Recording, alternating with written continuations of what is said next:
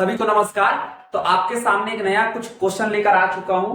ये competitive exam के point of view से फिजिक्स के भौतिक के बहुत इंपॉर्टेंट एमसीक्यू क्वेश्चन है।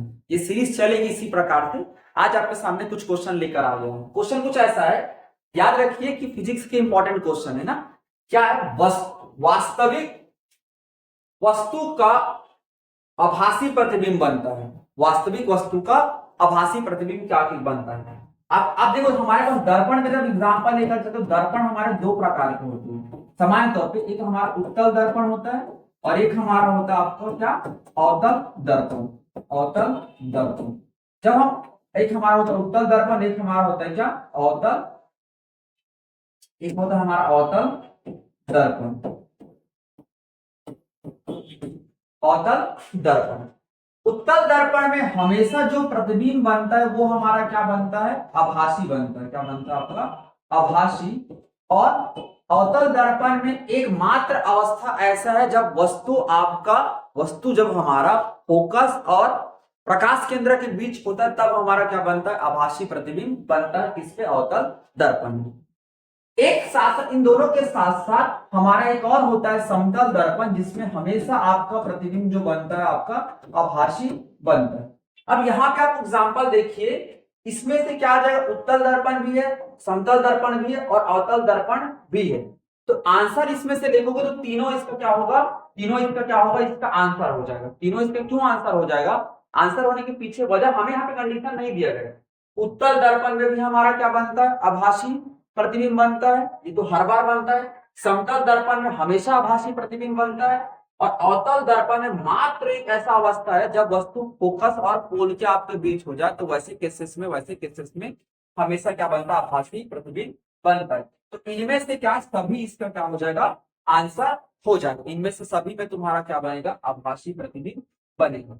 अब दूसरे क्वेश्चन पे लेकर चलते। दूसरा क्वेश्चन हमारा क्या है, तीसरा क्वेश्चन हमारा कुछ ऐसा है, क्या वास्तविक वस्तु का हमेशा सीधा प्रतिबिंब बनेगा। प्रतिबिंब कब बनेगा, वास्तविक वस्तु का हमेशा सीधा प्रतिबिंब कब बनेगा। सीधा प्रतिबिंब जैसे वस्तु आपको मान लीजिए ये उसका अक्ष है, मैंने यहाँ पे दर्पण का क्या कर दिया, मैंने निर्माण कर दिया। तो आपका वस्तु का ऐसा खड़ा प्रतिबिंब जहां पर आपको ऐसा मिल जाए, जिसको मिलकर हम लोग क्या, सीधा प्रतिबिंब बोलते हैं। तो देखो किस दर्पण में होता है, समतल, उत्तल और अवतल में। समतल और अवतल में, उत्तल और अवतल में, समतल और उत्तल में।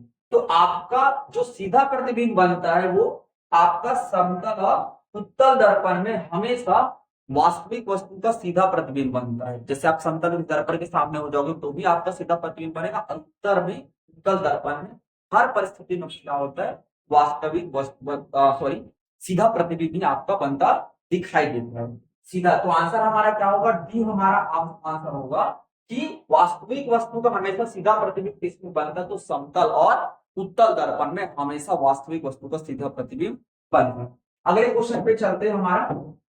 अगला क्वेश्चन हमारा कुछ ऐसा है, ये है वास्तविक प्रतिबिंब की प्रकृति कैसे होती है। वास्तविक प्रतिबिंब बहुत अच्छा क्वेश्चन है ये भी। वास्तविक प्रतिबिंब की प्रकृति कैसे होती है, तो देखिए इस पे ध्यान से समझिए। प्रकृति की बात है तो प्रकृति दो प्रकार की हो सकती है। एक जो प्रकृति होती है वास्तविक प्रतिबिंब दो प्रकार की होती है। एक प्रकृति हो सकता है कि वो एक तुम्हारा प्रकृति हो सकती है कि वास्तविक प्रतिबिंब की दो प्रकृति होती है। एक जो हमारी प्रकृति होती है वो होती है वास्तविक, और एक जो प्रकृति वो होती है हमारी आभासी। क्या, आभासी। तो क्या बोला, वास्तविक प्रतिबिंब की प्रकृति कैसे होती है, ये दो प्रकार के प्रतिबिंब बन सकते हैं, वास्तविक और आभासी। जब भी वास्तविक प्रतिबिंब बनेगा वो हमेशा उल्टा बनता है। क्या बनता है आपका, उल्टा बनेगा। वास्तविक प्रतिबिंब हमेशा क्या बनेगा, उल्टा बनेगा। और जो आभासी प्रतिबिंब होता है वो हमेशा क्या बनता है आपका, सीधा बनता है। क्या बनता है, सीधा। अब क्वेश्चन पे देखिए, क्वेश्चन में क्या दिया, वास्तविक प्रतिबिंब की प्रकृति क्या होगी। तो वास्तविक प्रतिबिंब मैंने क्या बोला है, उल्टा। तो आंसर हमारा क्या हो जाएगा, आंसर हमारा ए हो जाएगा। प्रकृति कैसे होगी हमारी, उल्टी होगी। कैसे होगी, उल्टी होगी। याद रखिए आभासी में सीधा बनता है। अब आगे की ओर चलते, आगे हमारा क्या है, वस्तु से छोटा प्रतिबिंब बनता है। वस्तु से कब हमारा छोटा प्रतिबिंब बनता है, ये हमें बताना। वस्तु से हमारा छोटा प्रतिबिंब कब बनता है।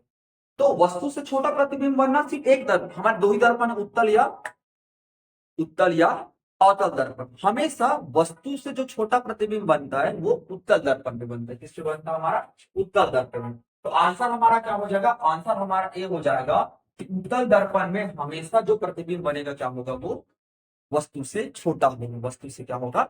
छोटा होगा। चलिए अगले क्वेश्चन की ओर चलते हैं। अगला क्वेश्चन हमारा क्या है? कुछ ऐसा है। क्वेश्चन क्या देखो, प्रकाश का परिवर्तन नियम के अनुसार प्रकाश का परिवर्तन, परिवर्तन क्या है? जब वस्तु, परिवर्तन क्या 2 मिनट में समझ लीजिए।